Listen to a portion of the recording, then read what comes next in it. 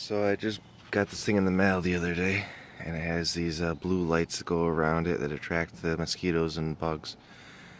And then it has a little fan that very gently just sucks them down into this little cage, where it dries them out and it mostly kills them after a little bit. Let's see how well it works. So I left it running for one night. Let's see how it works.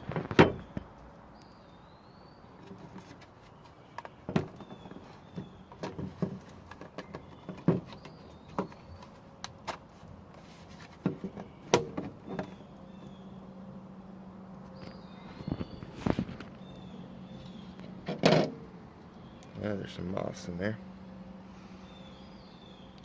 There's quite a bit of bugs there.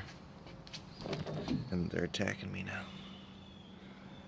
So, it did get a lot of mosquitoes and moths. That was one night.